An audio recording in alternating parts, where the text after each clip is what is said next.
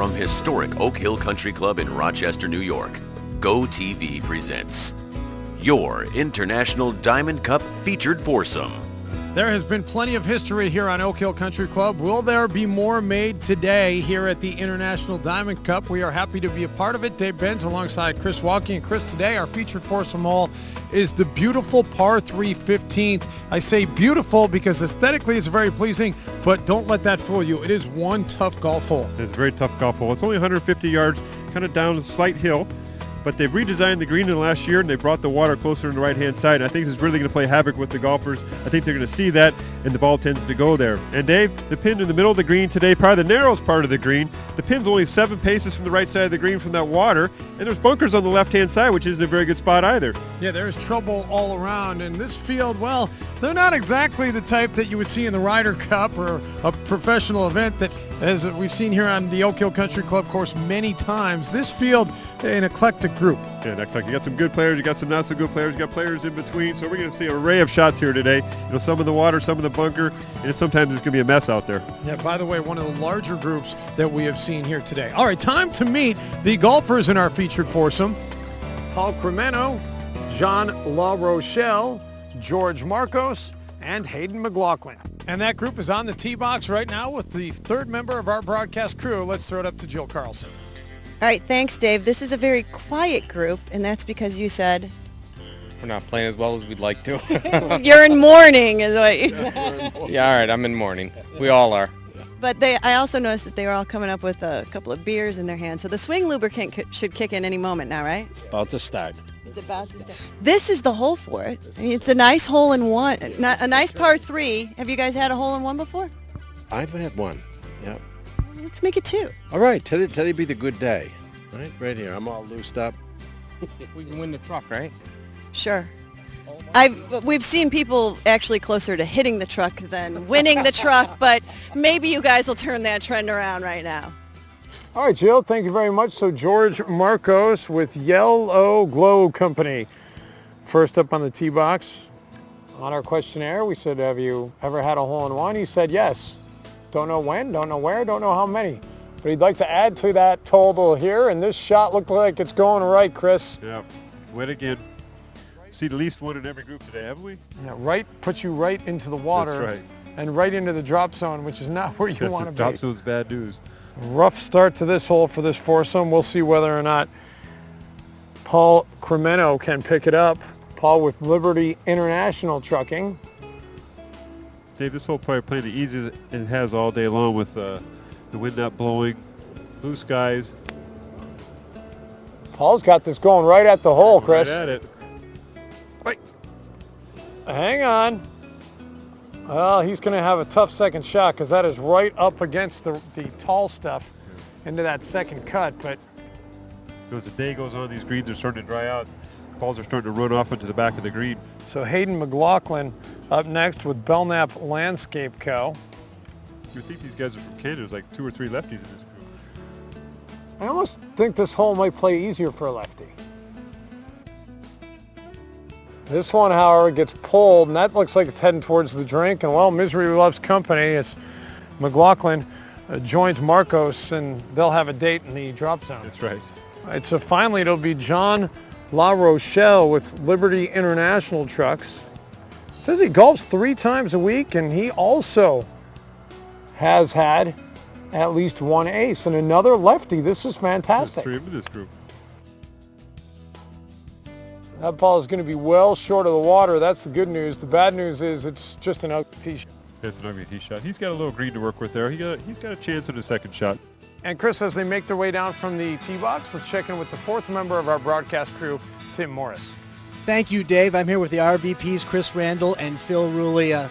A great day of golf. And Chris, I mean, the Diamond Cup year after year, it just keeps getting better and better. I know it's a special occasion for you. Absolutely. We look forward to it every year. The customers look forward to it, and our folks had a great day today. It was outstanding. The best just keeps getting better and better. Phil, what is it about golf that you get people together, and it's just a great time to do business and build relationships? It's one of the only events where you can actually get a customer aside away from the office for 4 or 5 hours, get them to relax, enjoy themselves, build a lot of rapport, both customers and prospective customers. So we enjoy it. It's become a landmark event for our company, and the folks that enjoy it every year after year. And today was just incredible. Plus, when you all get together and everyone in your group hits terrible golf shots, there's a bonding experience going on there, right? Absolutely, absolutely. You didn't do that today, right? Yeah, right. Yeah, it's a tough game, a humbling game, but it's just a terrific day. And I know these guys share that sentiment as well. So, Dave, we'll throw it back to you out at 15.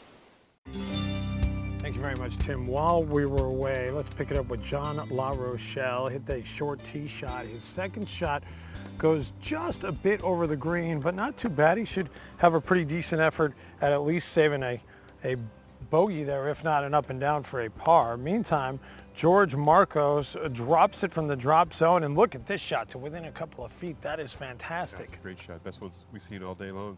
Meantime, how about Hayden McLaughlin? He put his first shot in the drink out of the drop zone. He puts it over the green into the bunker, but a nice effort coming out of the bunker as he does get it up just onto the fringe of the green.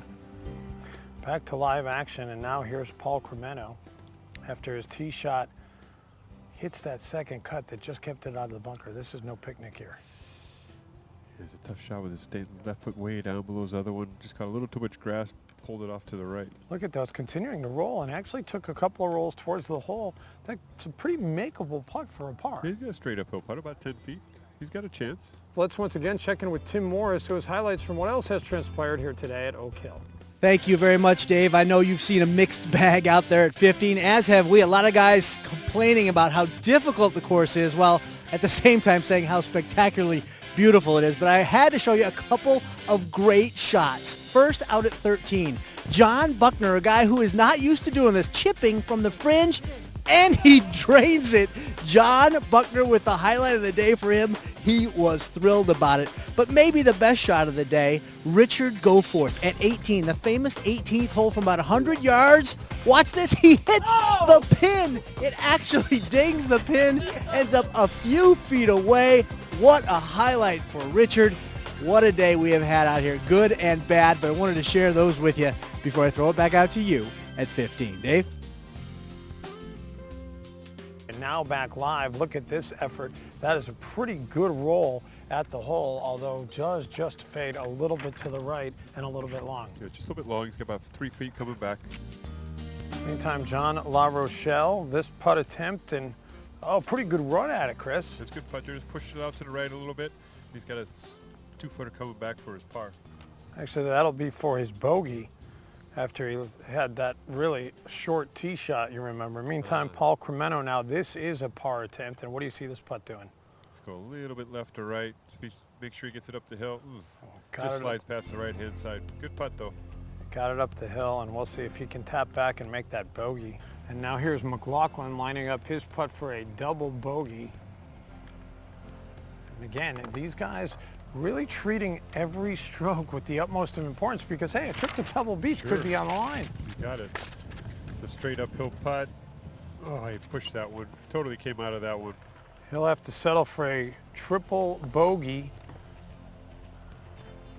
Marcos, this also for a bogey after that fantastic shot from out of the drop zone. And Marcos brings it home. What a great four that was.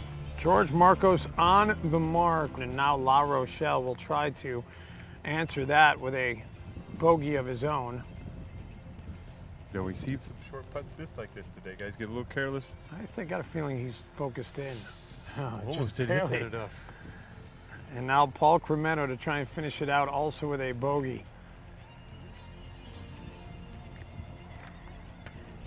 There's no gimmies out here at Oak Hill, is there, Dave? No, not at all, but Cremeno does make that one look relatively routine. Let's talk a little bit about that up and down from out of the drop zone. I was pleased with that. Yep, it's a little scary looking over that water. You don't want to be in twice. It's embarrassing enough the first time. And you don't want to be in the bunker. We've seen a lot of people either go in the water or go in the bunker afterwards. Yeah, I was pleased with that. Yeah. I've been hitting that shot well this year. So. And end of the day, you know what? You put a 4 on the scorecard.